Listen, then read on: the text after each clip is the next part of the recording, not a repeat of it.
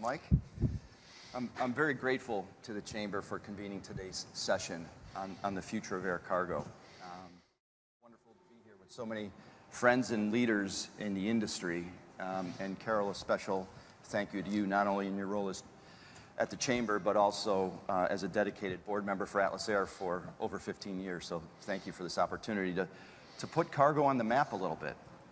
So for those of you who may not know, I'm John Dietrich. I'm CEO of Atlas Air Worldwide. Atlas is one of the leading providers of outsourced aviation services to the air cargo community. We have a small passenger operation, but predominantly cargo.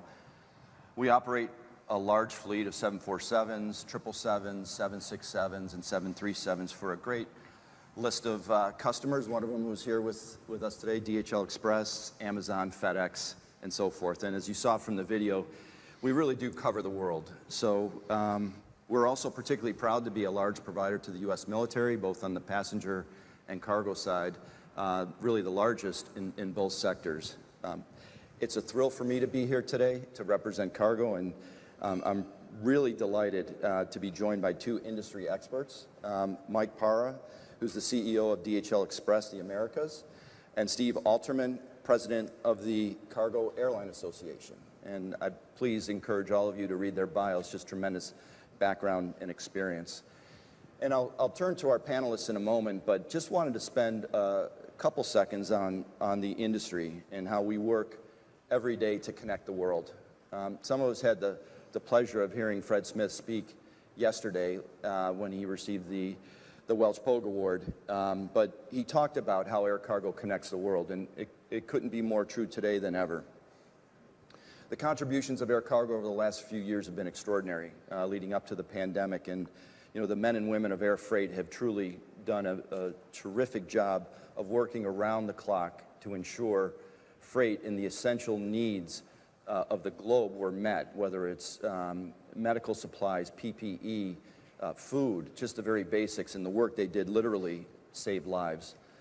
Right here at home, air cargo has never been more important, helping our domestic economy not only endure through COVID, but we're approaching the post-COVID era. And I think what we'll hear is a lot of challenges out in the supply chain, but air cargo has really stepped up and played its role. Before the pandemic, most Americans probably didn't think too much about how supply chains affected them, but we really felt the effects of that during the pandemic. And certainly the pandemic has changed all that. E-commerce has been around for a little while, but what we've seen is really an acceleration in the penetration of the inevitable growth of e-commerce. Consumers, like most of my daughters and my wife, they want it now.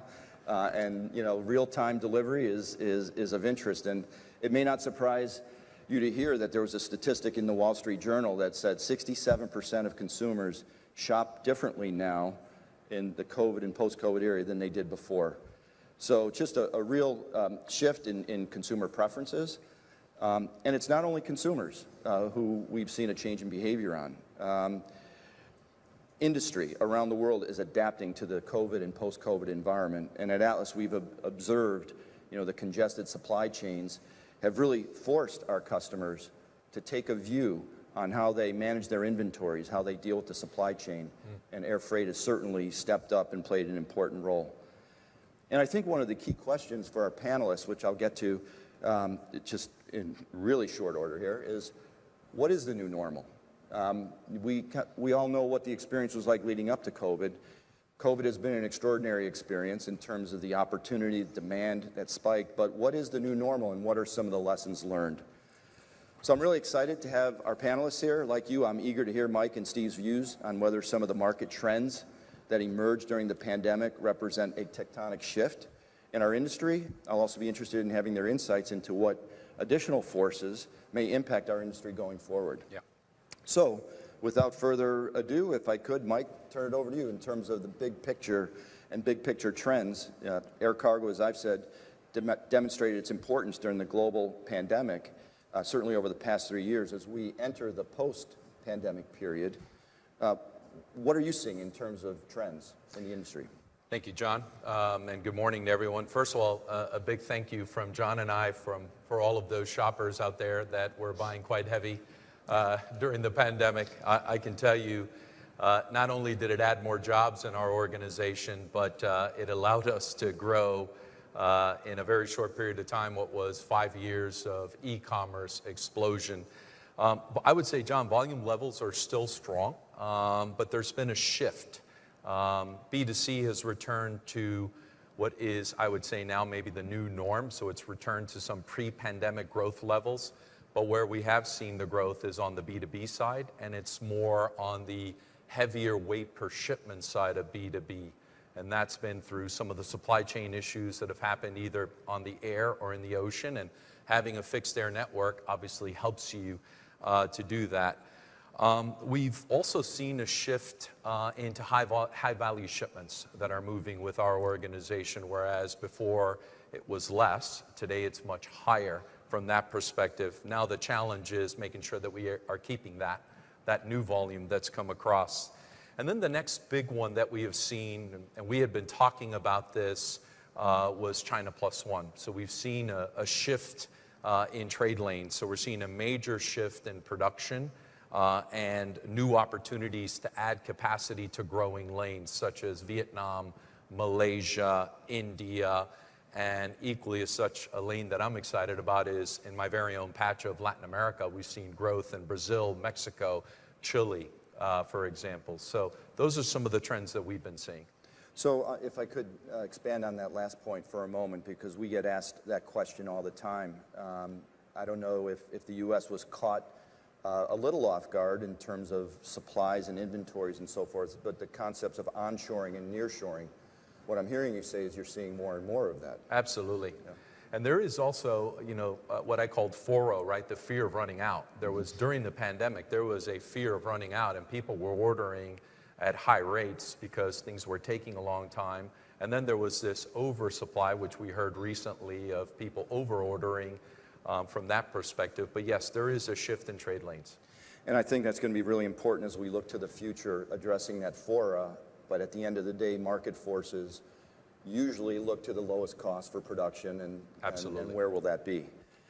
Thanks for that, Mike. So Steve, if I could turn to you. The pandemic obviously was one of the most disruptive events in modern history, and your member companies, including FedEx and UPS, did a remarkable job dealing with those challenges.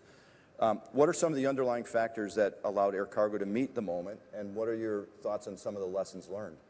Thanks, John. Before I answer that, could we roll the CAA video? Please.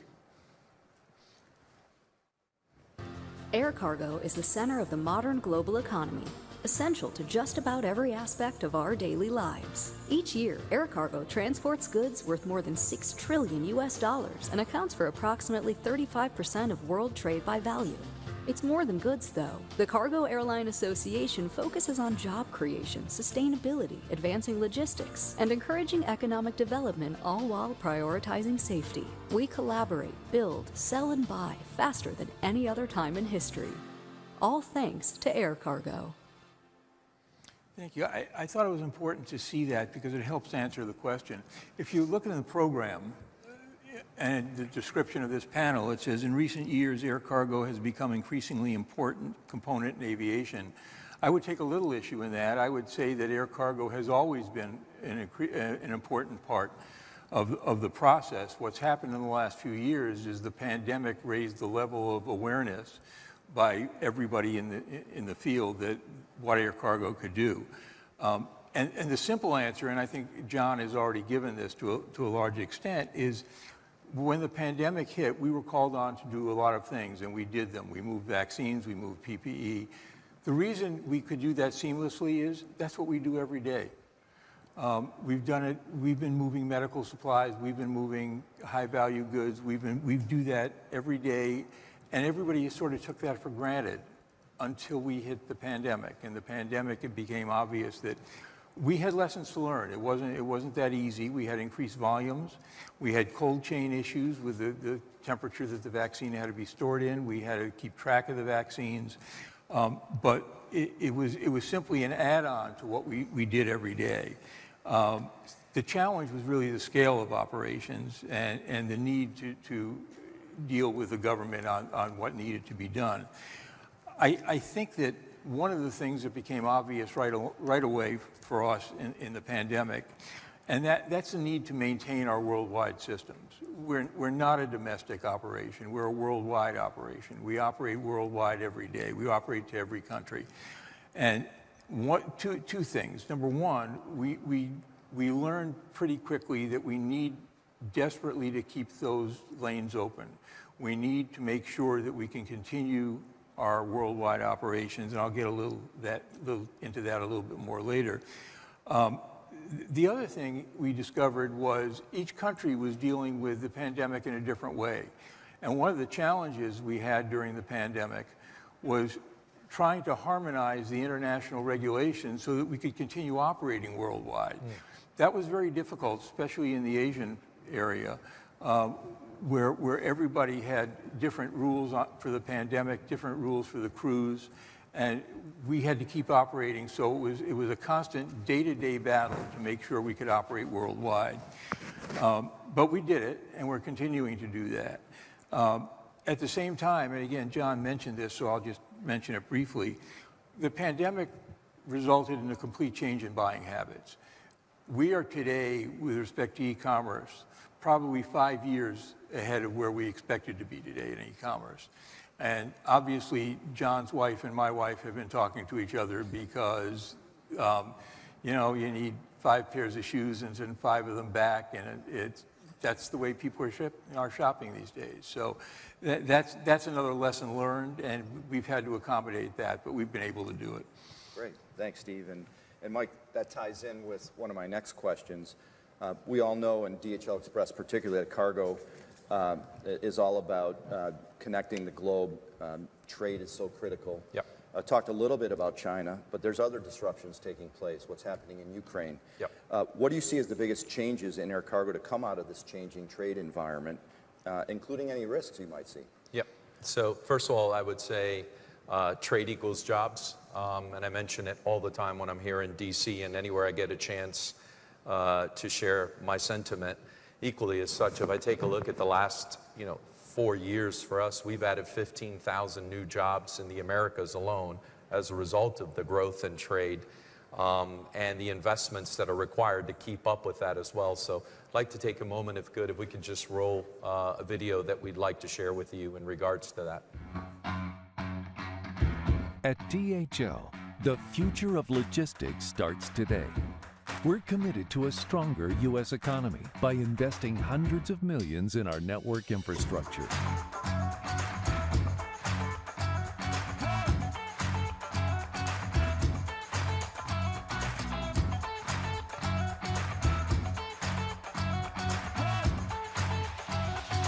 Creating new jobs and unique opportunities for innovation, all while actively protecting our environment. At DHL, we're investing in America and investing in our future. So we're going to keep doing that. We're going to keep investing because the growth is going to continue at a specific rate. I think the biggest risk, to answer your question, for me right now, and one of the things that we're concerned about, is trade protectionism. So that is one that is increasingly worrying us, and the measures that could impede the flow of goods across borders. Pulling back de minimis is one that I'm concerned about, and we're concerned about, and then the increasing requirements for additional data that is being asked from us as well. So I would say right now that's the one big risk factor we're concerned about. Yeah, and it's really important as tensions are rising versus settling in this environment, so keep a close look on that. So Steve, a little closer to home, we're here in Washington, D.C. Congress will begin work on the Faa Reauthorization Bill while continuing to seek government support for climate policy related to SAF and NextGen. What are some of the other top priorities CAA members have on their list? Yeah, thanks, John. It's still early. Reauthorization isn't until next year, and the way things go in Congress, it may not be next year either. It may be past that. But we all need to start thinking about it. And for the Cargo Airline Association and our members, it's sort of a combination of what we want and what we want to protect against. And so we never know that latter thing until it actually comes up. But a couple of things. We've talked a lot this morning about the need for our worldwide operations, and it's absolutely important as we approach the 30th anniversary of Open Skies that we keep open skies open for everybody. It's our industry that needs the fifth freedoms and the seventh freedoms and the ability to operate not only in the United States, but to foreign countries and beyond foreign countries so we can operate worldwide. Yes. Any attempt to limit open skies is a major threat to the industry, and we need to protect that as we move forward on reauthorization. And sustainability, we haven't talked too much about that this morning, but we had the Inflation Reduction Act, we have the blender's tax credit on SAF. There may be more initiatives that come up and more time to deal with sustainability in the Reauthorization Act. I'm not sure exactly what that is.